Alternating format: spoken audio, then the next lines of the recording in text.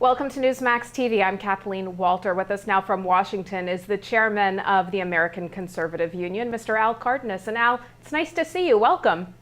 Oh, good to be with you. A busy week in Washington. Well, let's start with the bipartisan Senate immigration reform legislation. Can you share with us why the ACU supports this legislation, and should the House bring it to a vote? Well, look, if ACU was drafting the bill, it would look differently than the Senate bill. We believe immigration reform needs to pass. We believe the Senate bill needed to pass, hopefully with bipartisan support. We're hoping that that will get the bill to conference, and we're hoping the House version will be a more conservative version that we would be more comfortable with. And so far, so good. Now, we'll have to see what happens in the House. The Speaker has said that he's putting the matter through regular order, meaning it's going through Judiciary Committee. And before he puts it on the full floor, he wants to have a support of a majority of the Republican caucus. And that will assure that it's a good conservative bill, in my opinion. Now, a number of high-profile conservative groups have come out in support of this legislation, including Grover Norquist's Americans for Tax Reform, Karl Rove's American Crossroads, the U.S. Chamber of Commerce, and others. Why do you think the very conservative House isn't embracing this when other conservatives are? Well, look, there's a lot of fear and anxiety over the whole subject matter of demographics in America. As a first-generation American, I came to this country when 80% of our population was white. If my actuarials work right, by the time I move on, it'll be a minority in the population of our country. It's a massive demographic shift. There are concerns about assimilation. There are concerns about retaining the values of our founding fathers. And there are concerns about doing this right.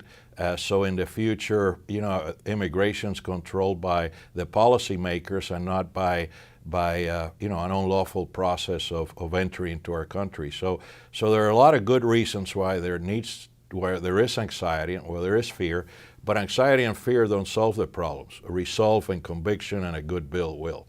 Now, if the House doesn't pass the Senate version, or if the Senate rejects the House's piecemeal approach or House legislation, does the GOP risk losing the Latino or Hispanic vote in 2014 and 2016? Well, the one good news about the Speaker's comments is that once these bills pass on a piecemeal basis, they'll all be consolidated and go into conference. Now, there is as much political risk on the Democrat side as the Republican side. If the House version of the bill does not have a path to citizenship, for example, does the president veto the bill, or does the Senate refuse to pass it? And if that's the case, will Hispanics consider the Democrats to have taken away from these folks the right to be here legally? On the other hand, if a bill satisfactorily passes a conference and goes to a House and is voted down, there is concern that the conservatives and Republicans are just a no party and are not willing to compromise on a crisis in the country. So both sides stand to potentially lose depending on how this plays out. Yeah, former President George W. Bush said Sunday he thinks immigration overhaul has a chance to pass. But considering these differences between the House and the Senate on key issues such as amnesty and border security, do you think that we'll have immigration legislation signed into law this year, or does a divided Congress signal its demise? Well, look, it shouldn't be that hard to compromise on border security, on e-verification, and a legal system moving forward. I think that the Senate's bill requires some work, but it's a good platform for us to negotiate against, conservatives, that is. With respect to the status of the 11 million illegal aliens here, there are only four alternatives. One, de facto amnesty, which I think is illegal. That's the current status. Two is mass deportation, and even conservatives say it's just not going to work. You can't deport 11 million people. And so you basically have two choices: some sort of worker legal status without a path to citizenship, or the path to citizenship that the Senate passed. Either of those versions, in my opinion, would work. We just need to fix the system and not live with an illegal status here for 11 million people. That's just not the way America works. Al, while we have you, we'd like to get your quick take on some other stories making headlines. The House this week will take up the 5-year, $500 billion farm bill. There's talk it might be split into two. How should the House vote here? Well, we at the American Conservative Union have publicly stated that we like to see that bill bifurcated. Right now, the food stamp program, which reaches more than 47 million Americans, is 80% of the budget of agriculture. That's not the way it ought to be.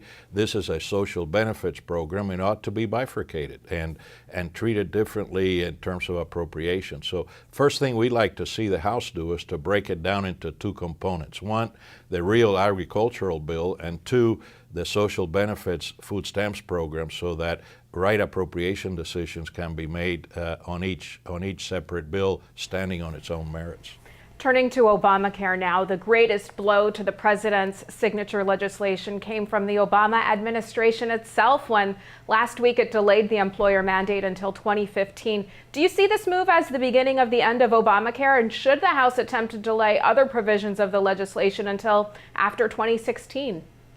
Yeah, it looks like Obamacare is just not going to work. Larger employers are going into self-insurance rather than participating in his program.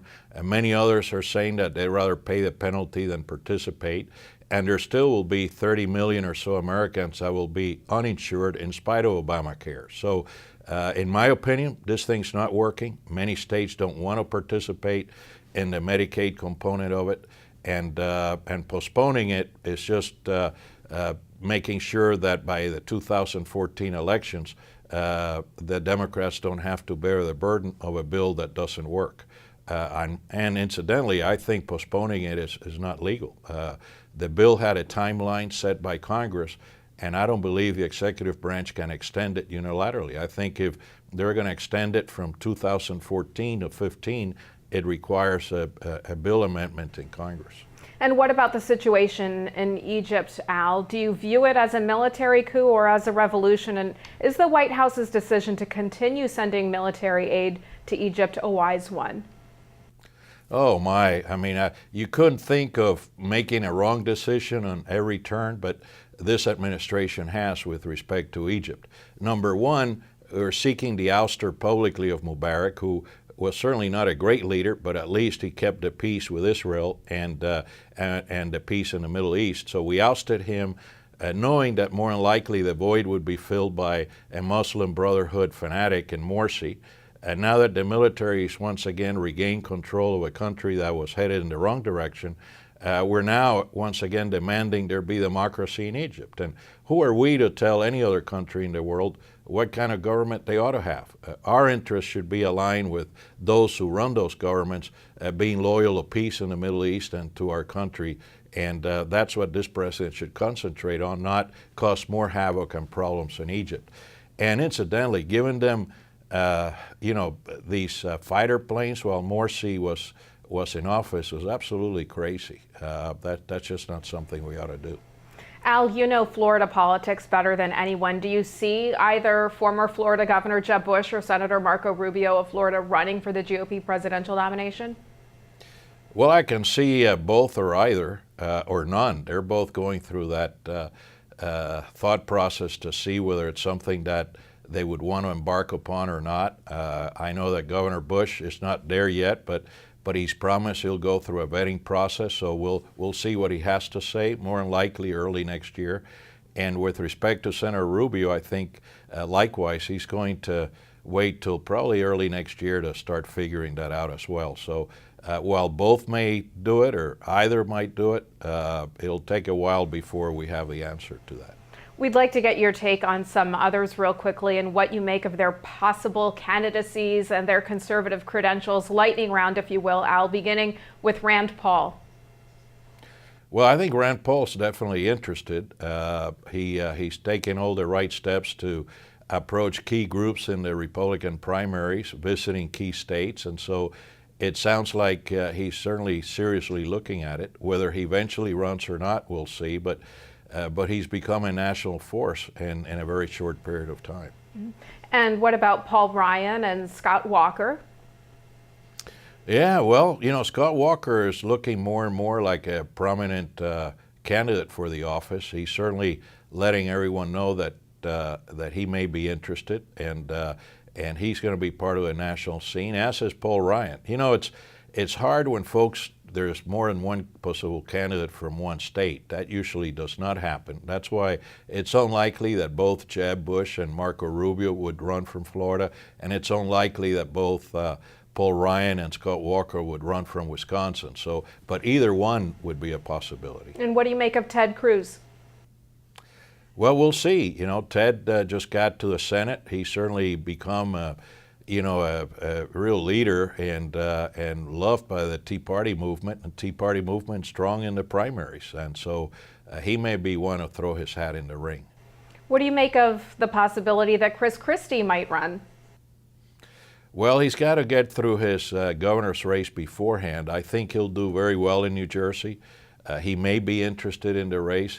He may have a Rudy Giuliani challenge. It's tough for a leader in the Northeast to emerge victorious in a Republican primary, knowing the the virtues of the process. But he certainly, in a general election, would be a formidable candidate. The question is, can he make it in a primary? What about Donald Trump? Would he be a good candidate? I just don't see that happening. He may talk about it, tease us about it, but I don't see that happening. And what about Rick Santorum and Newt Gingrich?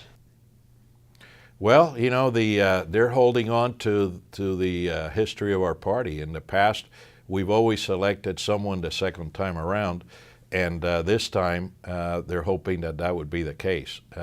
I see them keeping a strong interest in the process.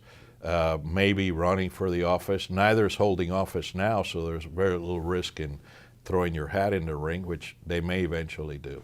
Al, who from the GOP could beat Hillary? Well, we'll see. You know, Hillary's always been a formidable candidate when a race starts, but it hasn't always ended up that way for her. In 2008, all of us thought that she would be the prohibitive nominee and a very strong candidate. And as time went on, she didn't wear well, and as a result, she lost the primary to President Obama. She's going to start out as a formidable candidate again. The question is whether she has the staying power. She did not in 2008, and my guess is she won't wear as well as her party hopes she will. And in Florida, what do you make of Republican turned independent turned Democrat former Governor Charlie Crist, who's toying with the idea of running for governor again against incumbent Rick Scott?